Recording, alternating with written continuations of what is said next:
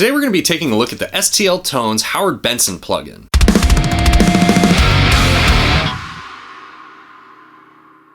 Hey everyone, how's it going? Welcome to the channel. My name's Taylor and I do all sorts of stuff on this channel music related, like tips, tricks, and tutorials, as well as gear reviews and demos just like this one. If you like this video, make sure to hit the like button and consider subscribing. So recently, STL Tones released some new amp sim plugins. They released the Will Putney plugin, and if you haven't seen my video on that, check it out. It's on the Bridge City Sessions channel, link here and in the description. I really enjoyed that plugin a lot. The tones that you get out of it are pretty comparable to things that you would hear on modern metal albums, and I would say that the Howard Benson plugin kind of falls in line with that as well. So right now, STL Tones is doing a free demo of the Howard Benson plugin, which is how I got it to do this review. I highly suggest just downloading it and checking it out for yourself. In this video, I'm just going to talk about the things that I liked about it and then the things that I thought needed to improve. And at the end of the video, I'll have a demonstration of it in an actual mix. One of the things that I really liked about the Howard Benson plugin is you plug in and it just sounds good.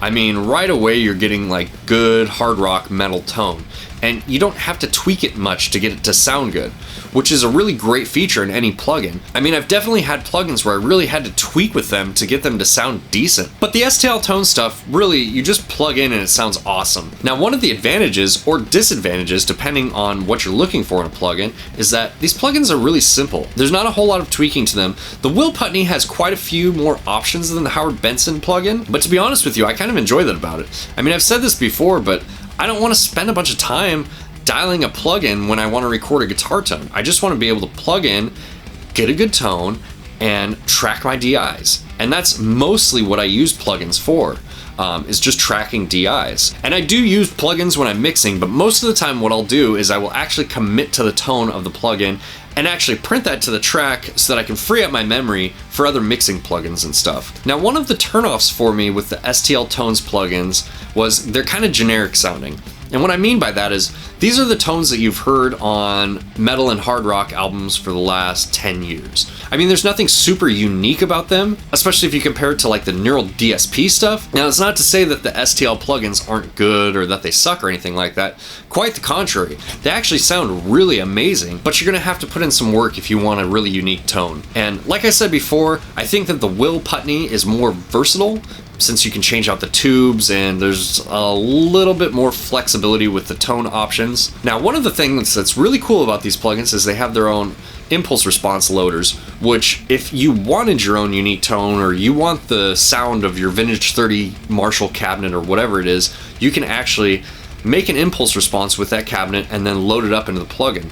So that's a really cool feature and something I think brings a lot of value to the plugin. So anyways, now I'm going to show you the mix that I did with the Howard Benson plugin. I recorded all of the guitars and the bass with the plugin, and there will be screenshots of all the settings in the video. Anyways, here's the video, check it out.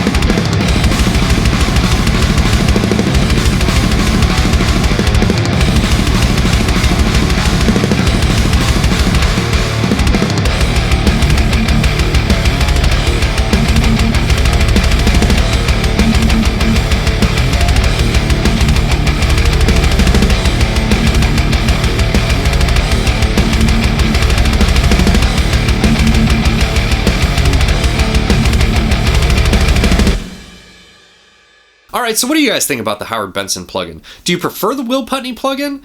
Is there another plugin that you prefer for guitar? Let me know in the comments below. Alright guys, thanks so much for watching. If you like this video, please hit the like button and consider subscribing. I'll see you next time.